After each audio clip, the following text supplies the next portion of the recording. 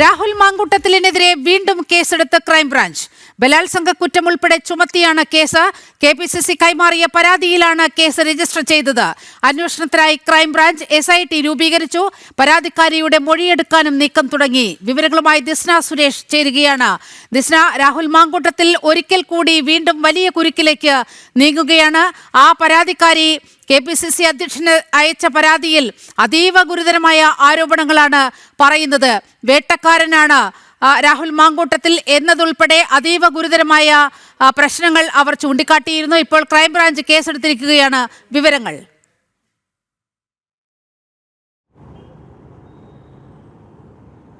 തീർച്ചയായും നീലിമ, രാഹുൽ മാങ്കൂട്ടത്തിന് കുരുക്ക് മുറുകുകയാണ്. ഇതാ വീണ്ടും അടുത്ത പരാതിയിൽ കേസെടുത്തിരിക്കുകയാണ് എന്നത് തന്നെയാണ് ഏറ്റവും എടുത്തു പറയേണ്ടത്. SIT രൂപീകരിച്ചു കഴിഞ്ഞിരിക്കുന്നു. DYSP സജീവന്റെ നേതൃത്വത്തിൽ. സജീവനാണ് അന്വേഷണ ചുമതല എന്നുകൂടി നമുക്ക് നിലവിൽ അറിയാൻ സാധിക്കുന്നു. ഇന്നലെയാണ് ഇത്തരത്തിൽ KPCC പ്രസിഡന്റ് സണ്ണി ജോസഫിനും സോണിയാഗാന്ധിക്കും ഉൾപ്പെടെ ഇമെയിൽ സന്ദേശം വഴി ഇത്തരത്തിലൊരു പരാതി 23കാരി, കേരളത്തിന് പുറത്തുള്ള 23കാരി പരാതി നൽകിയത്. വിവാഹ വാഗ്ദാനം നൽകുകയായിരുന്നു എന്നത് തന്നെ വളരെ വ്യക്തമായ ഇമെയിലിൽ വ്യക്തമാക്കിയിട്ടുണ്ട് നീലിമ. അതോടൊപ്പം തന്നെ ആദ്യഘട്ടത്തിൽ ഇത്തരത്തിൽ വീട്ടുകാർക്ക് പോലും താല്പര്യം ഉണ്ടായിരുന്നില്ല എന്നും രാഹുൽ യൂത്ത് കോൺഗ്രസ് സംസ്ഥാന പ്രസിഡന്റായതോടെ കുടുംബം ഇത്തരത്തിൽ സമ്മതിച്ചു എന്നുൾപ്പെടെയുള്ള കാര്യങ്ങൾ ഈ പെൺകുട്ടി ഈ ഇമെയിലിൽ എഴുതിയിട്ടുണ്ട് എന്നത് തന്നെയാണ് നമുക്ക് മനസ്സിലാക്കാൻ സാധിക്കുന്നത്. അതോടൊപ്പം തന്നെ വിവിധയിടങ്ങളിൽ തനിച്ചു കാണണമെന്ന് രാഹുൽ ആവശ്യപ്പെട്ടിരുന്നു. വിവാഹ വാഗ്ദാനം ചെയ്തിരുന്നു. വലിയ രൂക്ഷമായ, അതായത് ആ കുട്ടിക്ക് നേരിട്ട സംഭവങ്ങളൊക്കെ തന്നെയും അതിരൂക്ഷമായ ഭാഷയിൽ തന്നെയാണ് ഈ മെയിലിൽ പരാതിയായി നൽകിയിരിക്കുന്നത് എന്നത് തന്നെയാണ് ഏറ്റവും എടുത്തു പറയേണ്ടത്. എന്തായാലും ഈ പെൺകുട്ടിയുടെ മൊഴി രേഖപ്പെടുത്താൻ അന്വേഷണ സംഘം തീരുമാനിച്ചിരിക്കുകയാണ്.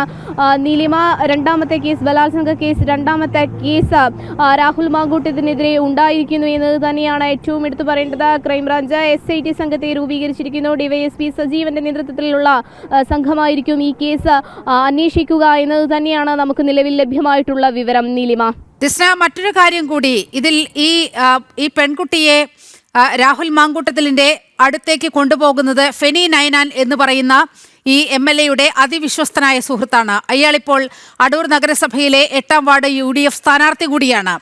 ഇയാൾക്കെതിരെയും ഈ ക്രൈംബ്രാഞ്ച് കേസിൽ പരാമർശമുണ്ടോ?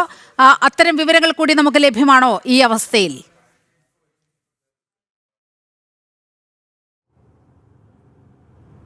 നീലിമ, നിലവിൽ അത് സംബന്ധിച്ചുള്ള വിവരങ്ങൾ പരാമർശിച്ചിട്ടില്ല എന്നത് തന്നെയാണ് നമുക്ക് മനസ്സിലാക്കാൻ സാധിക്കുന്നത്. ഈ അന്വേഷണത്തിന്റെ ഭാഗമായി പെൺകുട്ടിയുടെ മൊഴി ആദ്യഘട്ടത്തിൽ രേഖപ്പെടുത്തും. തുടർന്ന് എങ്ങനെയാണ് ഇത്തരത്തിൽ ഇവർ പരിചയപ്പെട്ടത് എന്നുൾപ്പെടെ ഈ പെൺകുട്ടി ആ മെയിലിൽ സൂചിപ്പിച്ചിരിക്കുന്നത് ഇൻസ്റ്റാഗ്രാം വഴി ഉണ്ടായ സൗഹൃദമാണ്. പിന്നീട് വിവാഹ വാഗ്ദാനത്തിൽ ഉൾപ്പെടെ എത്തിയത് എന്നൊരു കാര്യവും ആ പെൺകുട്ടി മെയിലിൽ സൂചിപ്പിച്ചിട്ടുണ്ട് എന്നത് തന്നെയാണ് നമുക്ക് വ്യക്തമാകുന്നത്. അത്തരത്തിലാണെങ്കിൽ പെൺകുട്ടിയുടെ മൊഴി രേഖപ്പെടുത്തിയതിനു ശേഷം ആരൊക്കെയാണ് രാഹുൽ മാങ്കൂട്ടത്തിന്റെ സുഹൃത്തുക്കൾ ഉൾപ്പെടെ, നേരത്തെ നീലിമ സൂചിപ്പിച്ചതുപോലെ സുഹൃത്തുക്കൾ ഉൾപ്പെടെ കേന്ദ്രീകരിച്ച് ഈ അന്വേഷണം നടക്കുമെന്ന് തന്നെയാണ് നമുക്ക് മനസ്സിലാക്കാൻ സാധിക്കുന്നത്. എന്തായാലും രാഹുൽ മാങ്കൂട്ടത്തിന് വീണ്ടും കുരുക്ക് മുറുകുകയാണ്.